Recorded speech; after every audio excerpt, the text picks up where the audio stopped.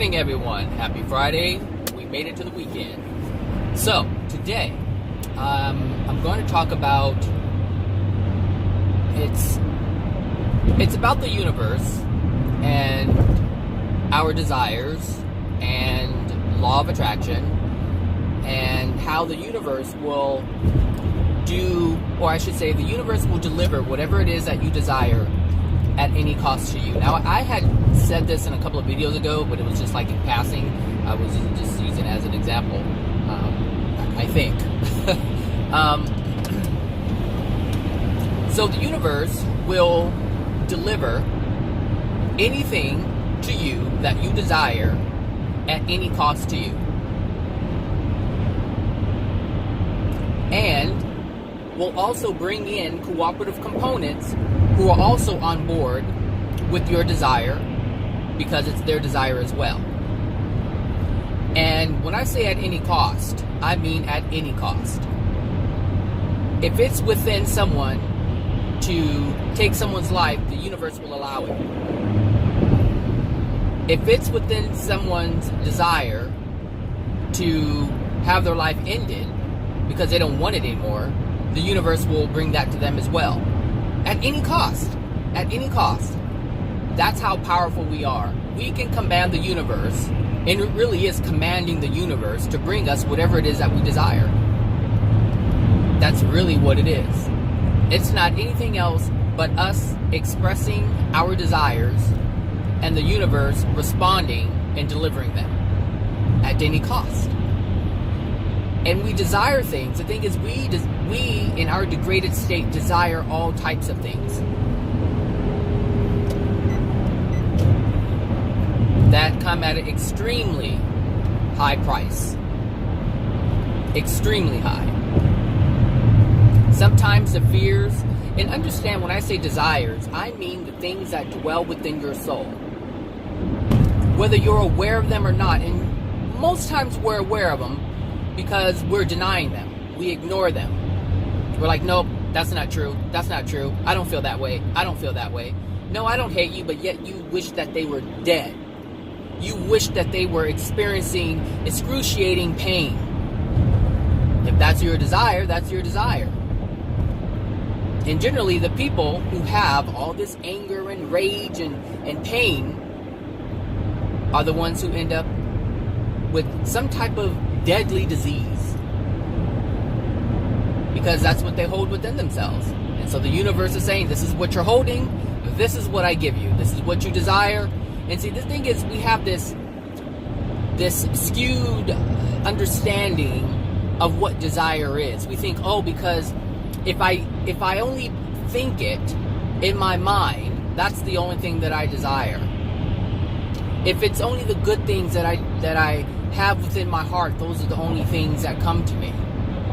No, you have to understand everything that's within you is a desire.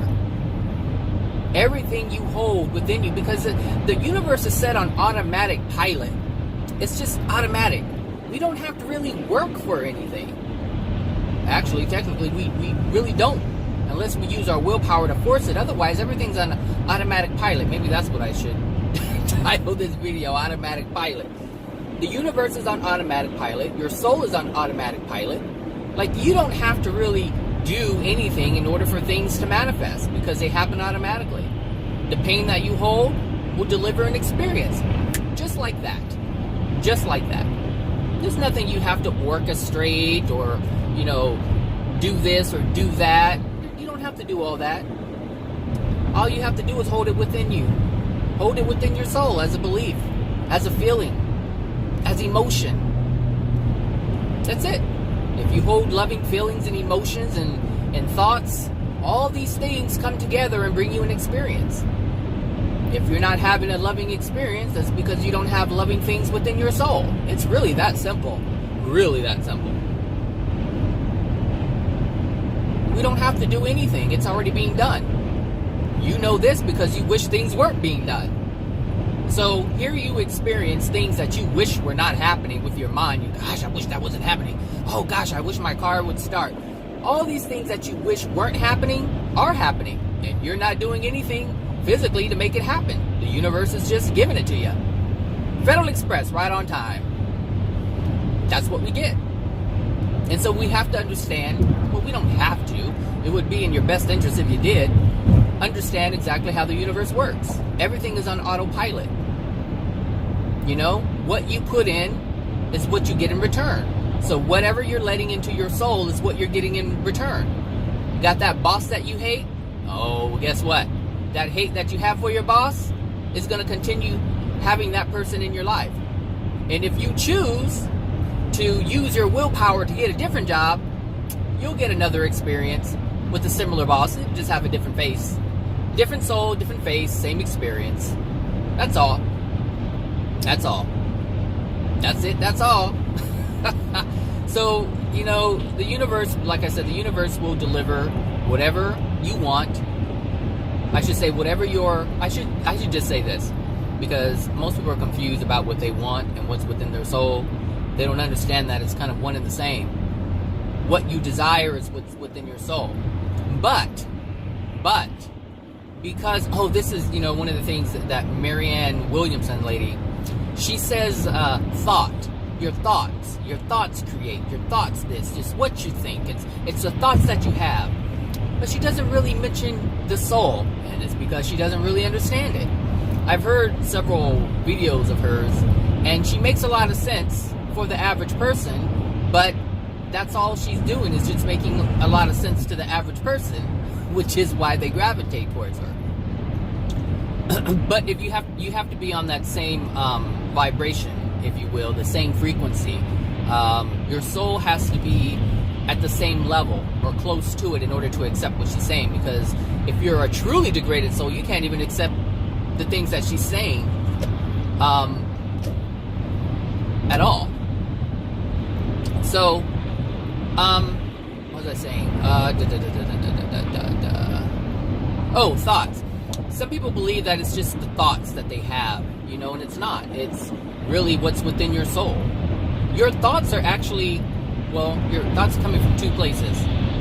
One, it's your thoughts are actually all of your thoughts are due to your soul. The contents within your soul, all of them. Even the facade ones. The truth and the facade. Because if you're creating a facade, there's something in the soul that you're trying to hide.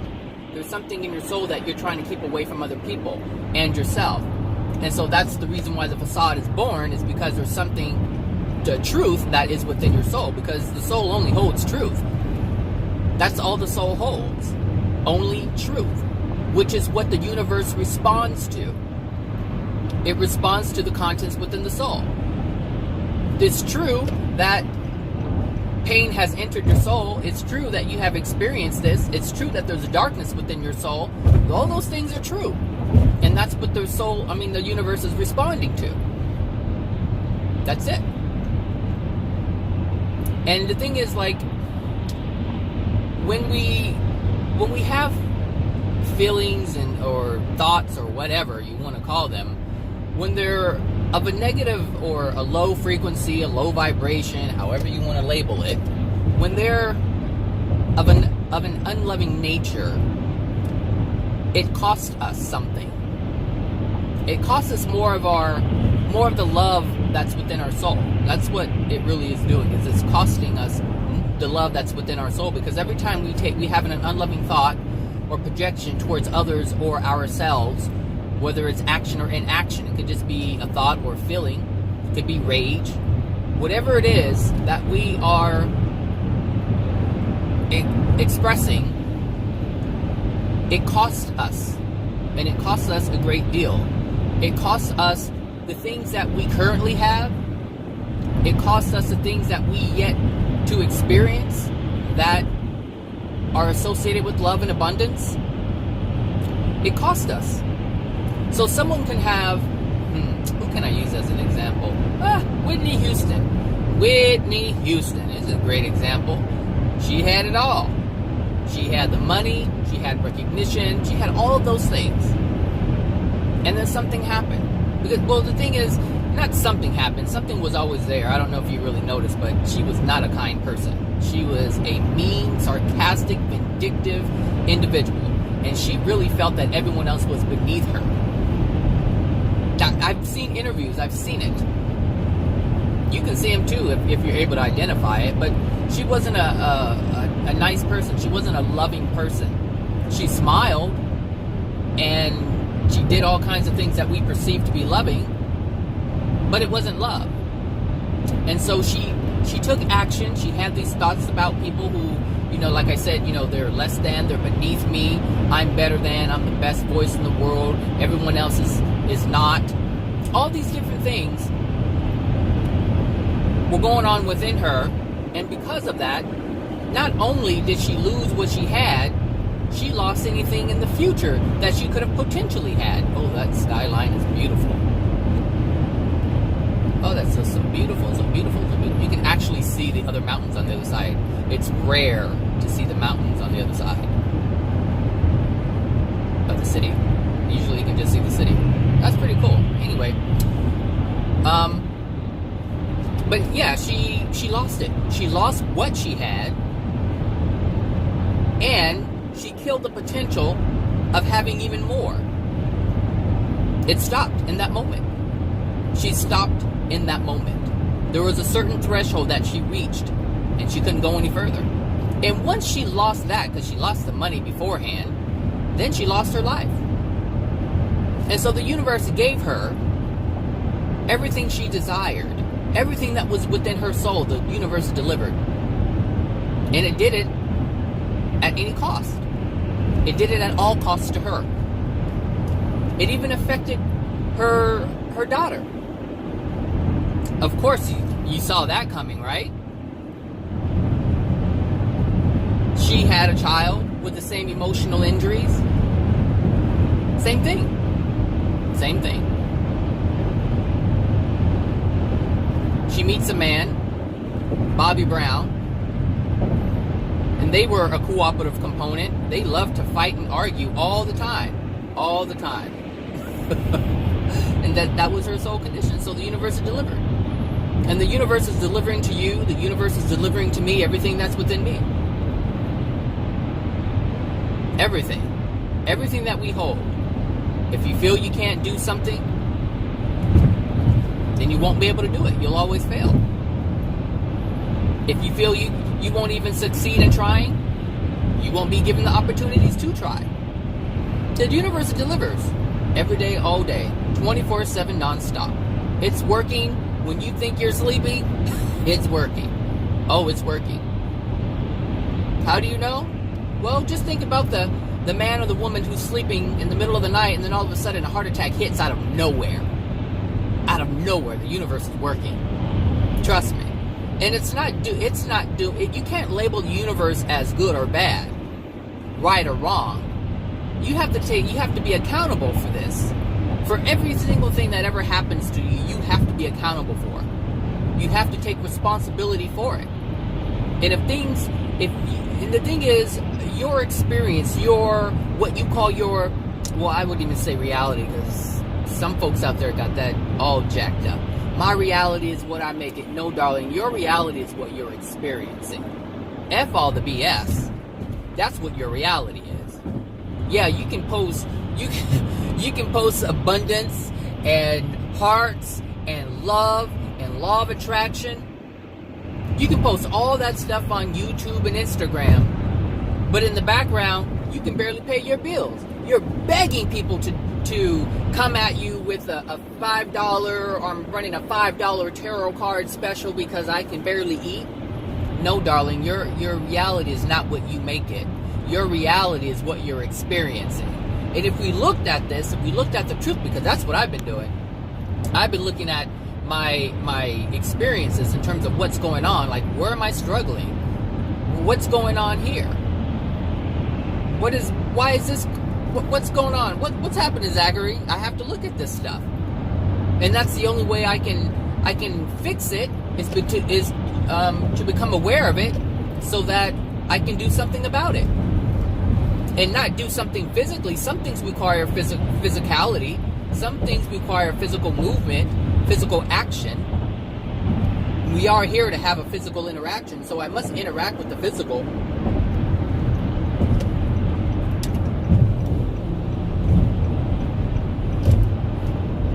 traffic is light today. Very, very light.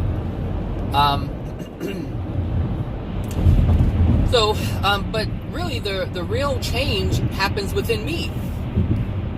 What am I feeling? What am I thinking about? What am I focusing on? And it's really not your thoughts. Your thoughts help you to pinpoint certain things that are happening around you, that are happening within you. It triggers some things within you. How do you feel about it? It's not what you think about it. You look at something, you think about it, but how do you really feel about it? Because how you feel about it is telling you what's within your soul. And it's not, and I don't mean you look at something and you say, here's an example. You look at someone and they have some kind of disability, right? Some cognitive disorder of some sort. And you're like, oh, that's so sad. Oh, but you know what? Oh, they're a beautiful being. Now, this is lying to yourself. When you see someone who has some type of mental disorder, physical disorder, you first look at it like, wow. And that's exactly how, and that's the truth of what it is for you. It's like, wow, look at that. Look at that. Look at this person with no arms. Look at this person with no legs. Because that's telling of the truth of that person. It's the true soul condition of that individual.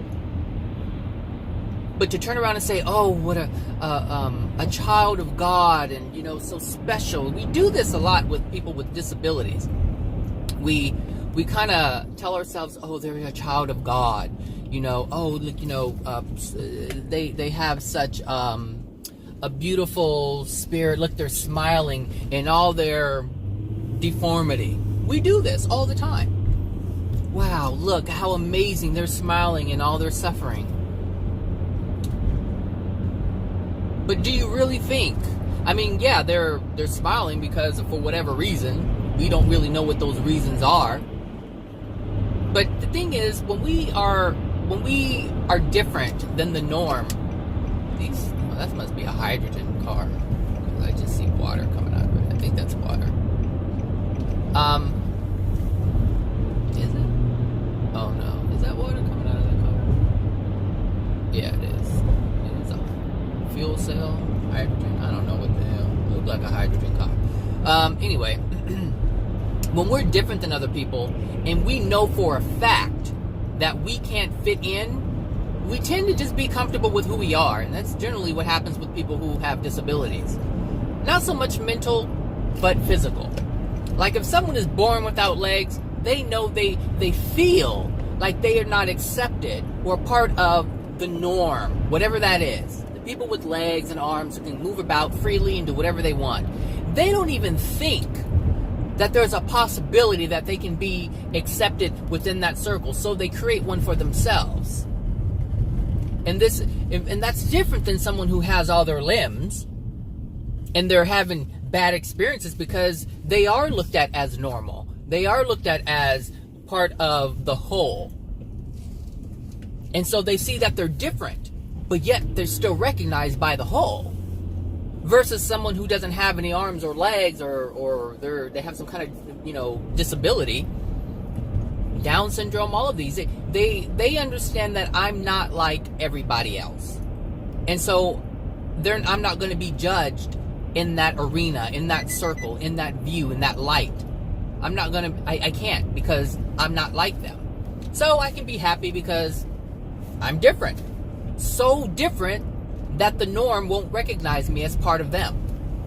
This is what happens. And this is where a lot of people with disabilities get their comfort because they're not part of it. It's kind of like, is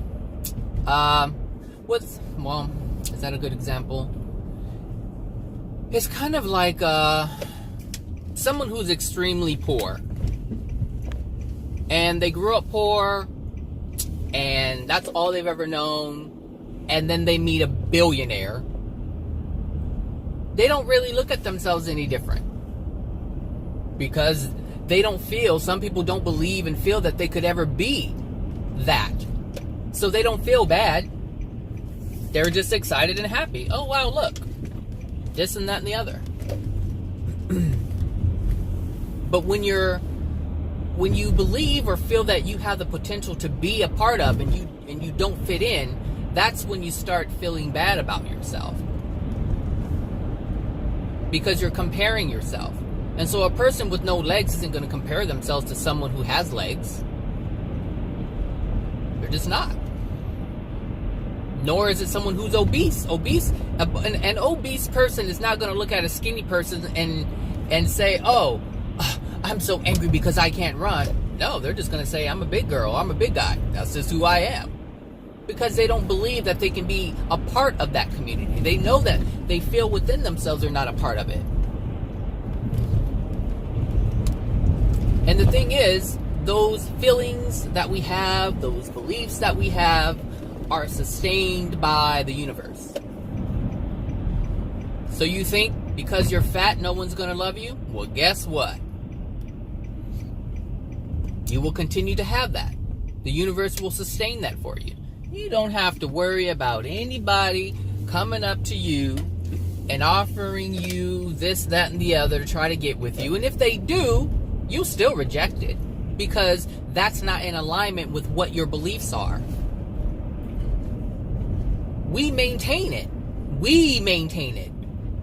So someone can come up to you and say, hey, I think you're really sexy. I think you're hot. I think you're fine. I think you're this. I think you're that. And you're like 400 pounds and you're like, nobody can love me because I'm fat. So get away from me. I can't believe you. That's what happens. That's exactly what happens. And if they do entertain the idea, if they do entertain the idea, your soul will reject it. Your soul will reject it. And how does that happen? It happens like this. The fat person gets with the skinny person. And then the skinny person doesn't do something that the fat person wants them to do. Or they're not in agreement with, the skinny person isn't in agreement with what the fat person is, or agrees with, or believes. And then the fat person says, well, it's because I'm fat. It's because, like, if the fat person wants to go somewhere and the skinny person doesn't want to go somewhere, the fat person will say, well, you never want to go here because I'm fat. It will always be because of that. Because that's what you want the universe to deliver to you. That's what you have within you. That's it. It doesn't really matter if you're fat or your level. Yes, it does. Absolutely it does. Because it means that there's a lot of emotional injuries that you're holding on to. There's a lot of things that you're trying to use to protect yourself.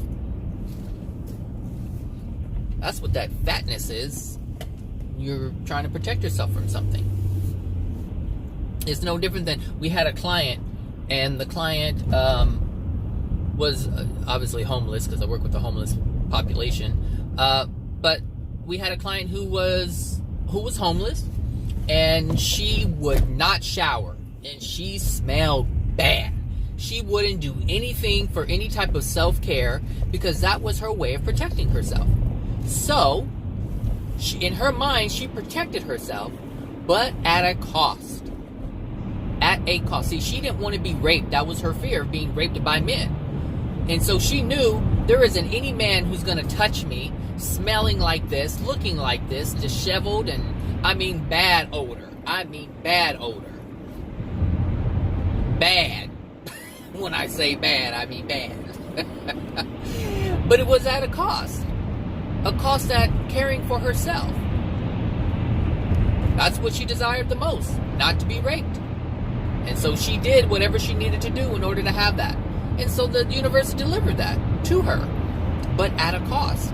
She ended up dying. I can't remember. I think, she died of cancer, I believe. Yep. She died of cancer, I think. I think she was one of the ones who, I think we had she had stage 4 cancer, and it kept progressing, and blah, blah, blah. But, the universe delivered.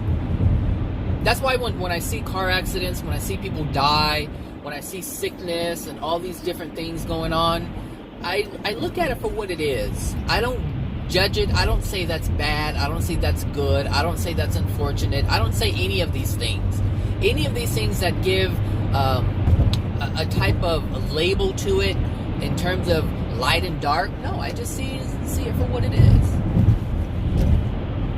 What is the truth? The truth is, You know, it's something that happened because of their soul condition. That's the truth. That's the bottom line. Point blank, period.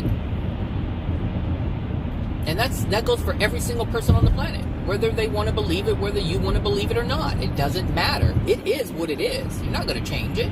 It's like having cancer. It is what it is. It is what it is. Regardless of how you think about it, how you feel about it, it is what it is. Now you can change it. I mean, there's evidence of that. It's called, what is it? Spontaneous remission. Spontaneous remission. Nobody knows why. Well, I know why. Some of you know why. I've said it before in my older videos. When someone has cancer and they're there in the hospital bed, or they're there at home, and they know they're facing death, like it's staring them in the face, like knocking on the door, like, hello, I'm here, I'm about to take you. I'm about to take you on this journey to the next part of your life experience. I'm about to take you away from this place. And people start thinking back on their lives, the decisions that they've made, and the people that they've come across. Like, really, this is what people do when they're faced with death. They start thinking about their life, and then they start thinking about the things that they've done, and mainly because of their uncertainty about what's going to happen when they do die. Some people, they just think, and they're like, wow, here I am 40 years old, here I am 45 years old, here I am 35 years old, here I am 50 years old, 55, here I am 58 years old. I'm dying of cancer. I'm still young. There's so much I want to do. Gosh, I wasted my life doing this. I wasted my life hating. I wasted my life, or wasted my time hating people, being angry, ungrateful. I've treated people so badly. I've caused so much pain. This is what people do when they're faced with death. That's what they do. And they start asking for forgiveness. God, please forgive me. And they really have sorrow. Like in that moment, they have sorrow. And they let it go. The dad that treated them badly, that they're afraid to lose, they let it go. They let it go. They see the truth of how, it's like we know a lot of the truth of the people we are angry with. Like, we know their upbringing, we know the things that they've gone through, and we start to see clearly. It's like, because we put the judgment down. Judgment blinds you, so they stop the judgment and they start seeing the truth. They're like, wow, my dad was hard on me, he treated me awful, but gosh, his dad beat the shit out of him. And then you kind of understand why they act the way that they act. And it's not saying that it's justified, you're not justifying it. You're just simply understanding it and letting go of the anger that you had towards that person, because you understand where the anger was born from. And you understand that if that person didn't do that to him, or I should say your grandfather or their grandfather didn't beat them or treat them the way that they did, then your father or their father would have turned out differently. And so you start to understand exactly what's going on, and you understand, you have this understanding that there's really no point in hate. And you start asking for forgiveness, and you start forgiving others. And then all of a sudden, the cancer's gone. That's how you heal your disease. That's how you do it. That's how you do it. Now, most people... Is this the right street? Yeah. Most people can't do it on their own because they're holding on to... They don't have anything to force them into a position to let go. Most people are just living life. They're like, oh, screw that person. That person was an asshole to me. They treated me badly. My dad was the jerk, and my mom was this and that and the other, or my brother and sister, or my cousin, my aunt, or my friend this and my friend that. It doesn't matter who it is. My foster parents, my adoptive parents. It doesn't matter who it is. It doesn't matter who it is. People will hold on to the judgment. But when people are laid up in bed, being faced with having their life taken away, they start to see things clearly. Because there's something facing them that forces them to do that. And the universe, and even though the universe is delivering all these things to you, because it's your desire, it's also delivering lessons and messages in all the things you desire. So out of all the things that you have within your soul that the universe is delivering, at the same time, within that same delivery is a lesson and a message for you to see the truth. Even in your, because that's the way the Creator created it. That's the way God has created the universe. In every single experience, there is a gift. There is a package associated with your desire. And you can't escape this. This is the way the Creator designed it. Now, you can accept it or deny it. That's your choice. But it doesn't change the fact that the message is there, that the lesson is there, that the gift is there. Oh, God is always giving. Giving, giving, giving. Oh, there's gifts all over the place. If the gifts were visible to our physical eyes as they come down, you would see presents just falling all over the place every day, all day. Every day, all day. You would just see if it were a Tiffany box, like a small jewelry box, you would just see them falling all over the place. All over the place. And the great thing about it is, if you know it, like I'm explaining it, you can see them all over the place without your physical eyes. You know it. You see them. You can even imagine them falling, because that's what's happening, like every day. Every day. If someone gets in a car accident, that's a message. What is a message? Well, it depends on the person, because it's tailored. Each lesson, each gift is tailored for that specific person.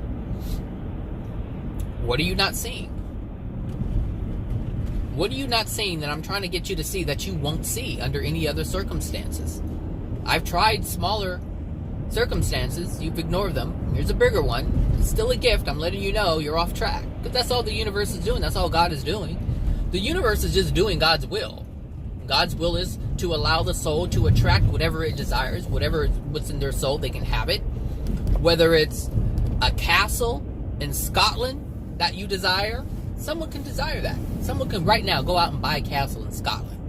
Right now, they can do that, if that's a desire of theirs. They can have a house on the highest mountain. If that's their desire, they will be given the means in order to do that.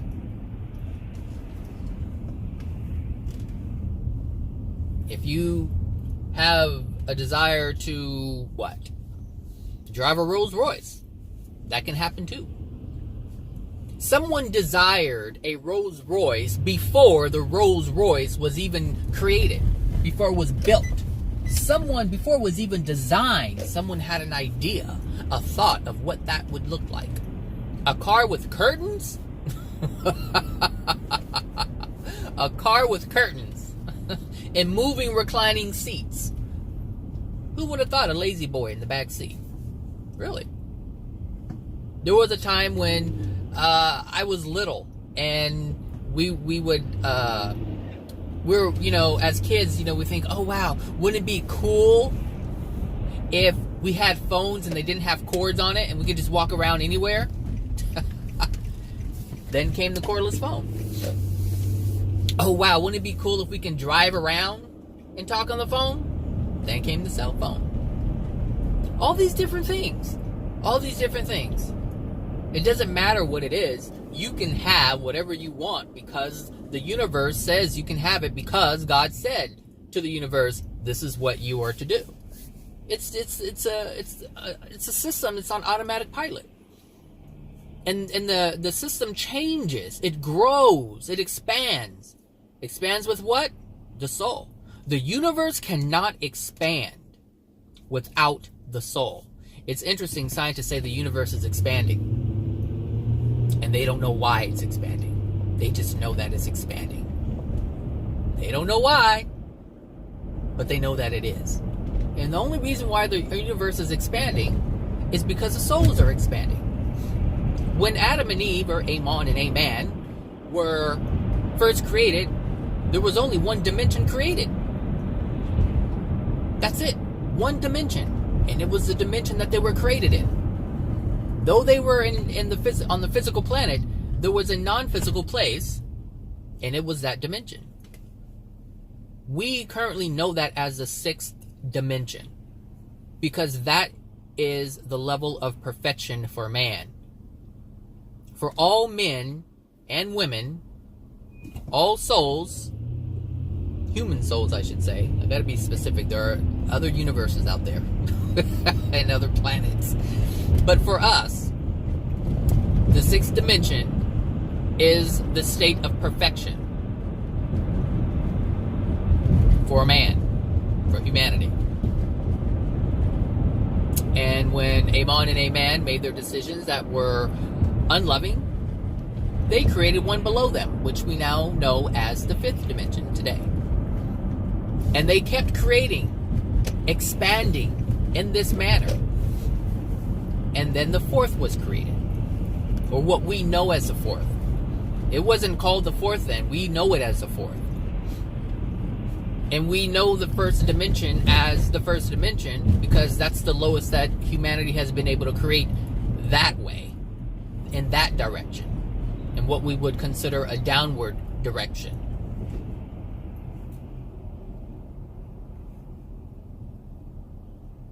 It hasn't gone any lower than that. Could humanity possibly create anything lower than that? Jesus, I hope not. Oh my God, I hope not.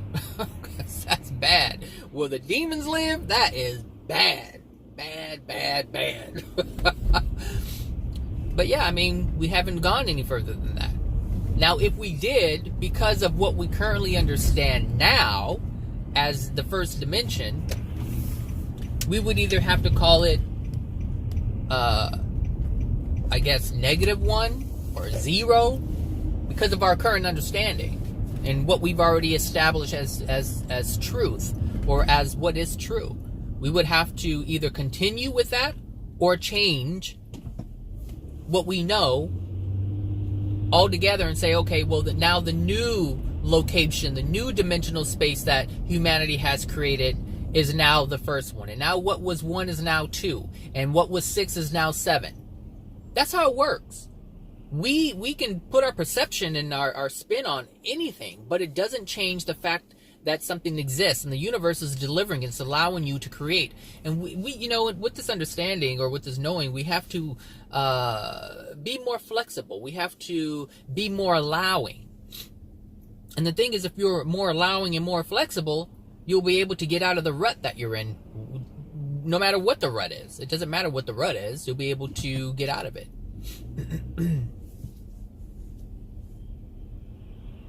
So yeah, anyway, the universe is expanding because the souls expand. As the souls increase in love and move up to a different dimension, at some point, I think back in 2009, there were 22 dimensions. It was, the universe had expanded to that point. And now there's 36 of them. So it has expanded even more. And it's going to continue to expand because the soul is designed to expand.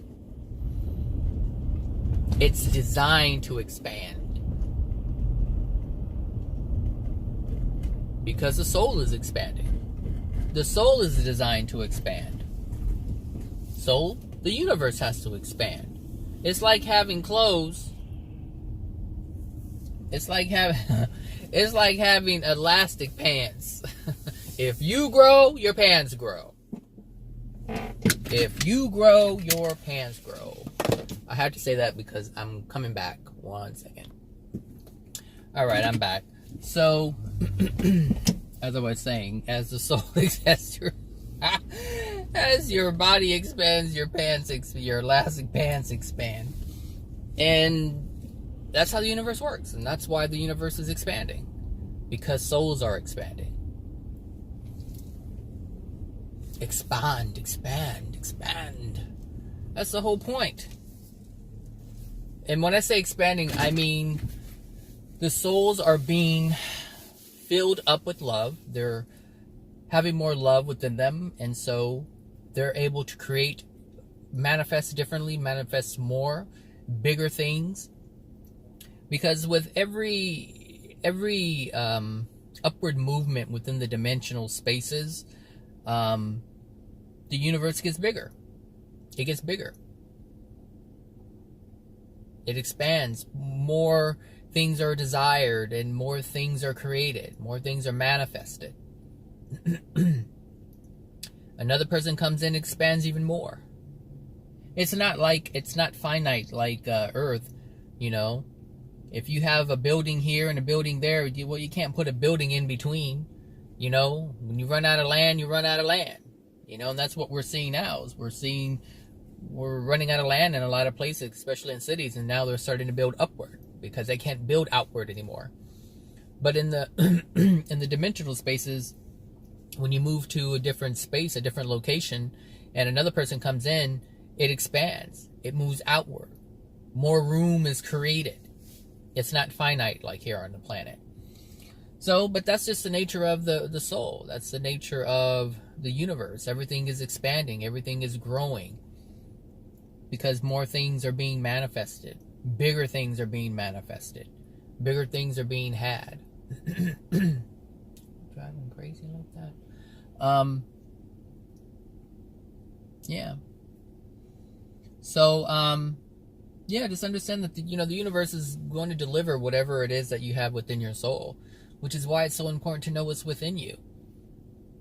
I mean, I get it. Like, I understand why someone wouldn't want to look at things like that because they're in denial. Like, I remember a time in my life when I didn't think anything was wrong with me. I just thought there's nothing wrong with me. I'm not doing crazy things, so there's nothing wrong with me. I'm not going out hurting anybody, so there's nothing wrong with me. But I didn't see that I was harming myself. I didn't see the limiting thoughts that I had. I didn't see the limiting beliefs that I had. I didn't see the beliefs that held me in fear. I didn't see the fear that I had. I didn't think that I was fearful of anything because I had a certain understanding as to what fear was back then.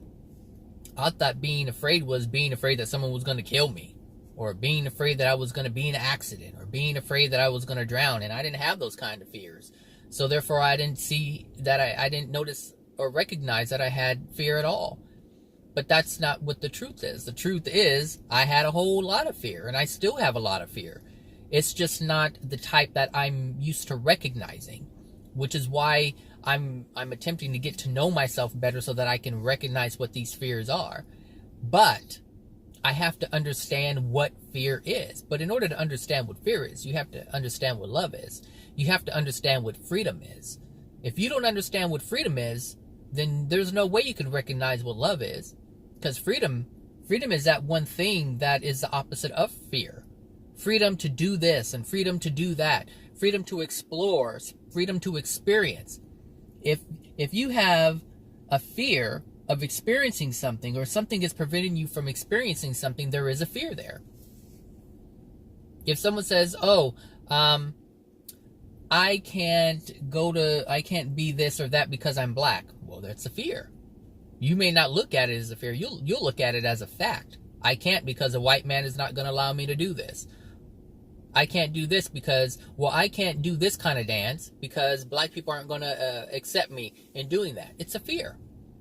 It's all a fear. And we don't look at things like that. If there's anything preventing you from doing anything, it's a fear. Because you don't have the freedom to do it. It's a desire of yours. Like, you think you want to do it. You're like, oh, that looks fun. I want to try that. And then you're like, I can't. They're going to make fun of me. Why? It's a fear. There's fears all over the place. And you have to understand what freedom is. First, understand what freedom is. Freedom to do any and everything that you want. Anything and everything that you desire. Trust me, the people in the upper dimensions, they didn't have fear. They're not where they are because of fear. They're where they are because of freedom. Freedom that they believe they have. Freedom that they know they have. Most people know they have a lack of freedom. We can't do this because of the government. The government's always going to limit us. The government this and the government that. Oh, please. Screw the government. The government is not doing anything to hold people back. The government is an entity that can either allow or deny. It's still part of the cooperative component of the universe. It's still the universe working its way to bring the soul what it desires. Understand this. When you look at the government, you look at politicians, when you look at all that stuff, see, most people have an understanding as to what their understanding is flawed. And the reason why their understanding is flawed is because they don't understand the universe. The understanding of the universe is flawed or either non-existent. So, you look at all the people who interact with the government. Oh, just look at it like this. Look at all what we see as the corrupt corporations, right? They're interacting with the government. The government is allowing them. Look at Amazon. Amazon is getting away with not paying taxes if they bring jobs to their state. An owner of Amazon is able to do things that other people can't. The government will not allow you to start a small business and not pay taxes. This is what I'm saying. The universe is just delivering stuff, and it uses entities to do that. It uses people to do that. And really, it's not entities, it's people making decisions. Politicians make decisions as to who pays taxes and who doesn't, who pays more and who pays less. But who has more and who has less, that's all dependent upon their soul. What do they believe they can have? And it comes at any cost. So the owner of Amazon, wants to be a billionaire. It can be a billionaire, but it's going to come at a cost. Not because it has to, but because that's what the soul desires. The soul desires to pay workers a small wage so that they can have more. And the universe says, if this is what you want, this is what you shall have. And guess what? I have a bunch of cooperative components who don't feel good about themselves, who feel that they're less than, who feel that they're unworthy. They're willing to do it.